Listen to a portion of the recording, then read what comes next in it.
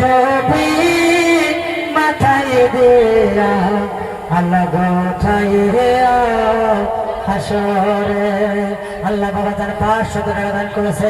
ওরে নবী রে, আজ গভীর করে তোমার দরবারে দরখাস্ত করে গেলাম যে বাবা জান তুমি 500 টাকা দান করেছো, আমরা দান আল্লাহ গো তুমি দেখে রেখো। ওই বাবা জানের সংসারে কোনোদিন অভাব থাকবে না, টাকার কোনোদিন অভাব হবে না। বাবা জান 500 টাকা দান করেছে আল্লাহর আম্মা জানের জন্য। তাই 500 টাকার বদলে আল্লাহ গো বাবা জানের সংসারে তুমি যত বড় কঠিন বেমার, যত বড় কঠিন রোগ তুমি দিয়েছো, আল্লাহ গো 500 টাকার বদলে আমার জীবনের বিনিময় হলো আল্লাহ গো ওই বাবা জানের সংসার থেকে তুমি কঠিন বেমার মাফ করে দিও। 4-5 মানুষ হয়েছে 200 করে টাকা চাইছিলাম, আর 5 মানুষ 200 করে টাকা দিবেন। কোন আম্বাজান কোন আম্মাজান দিবেন। ওই যে ফোন পেতে যাও, ওই যে বড় ভাই দেবো। আল্লাহ গো আরো একজন বড় ভাই 200 টাকা দিচ্ছেন। আল্লাহ তুমি দেখে রাখো যে বাবা জানটা 200 করে টাকা দান করেছে আল্লাহ ওই বাবা জানের মনের আশা পুরো করে দাও।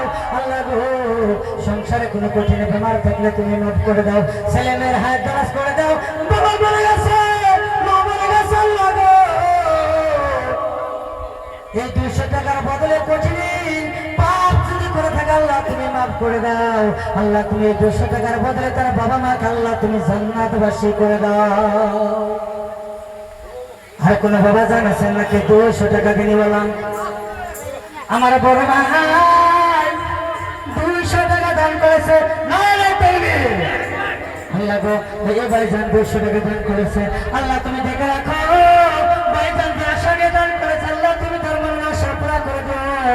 আল্লাহ গো ওই ভাইজানের বাবা মরে গেছে অল্প কয়েকদিন আগে, আমি জানি। এই বাড়ি পরে 10 লাখ টাকা আমার ডাক্তার জরুরি বাবা জরুরি তুই আয় রে আমার বাড়িতে। আজ 3 দিন হলো আসছি, বাবার মতো আর কে আমার ডাকে না। আল্লাহ বাবা দুনিয়া ছেড়ে চলে গেছে।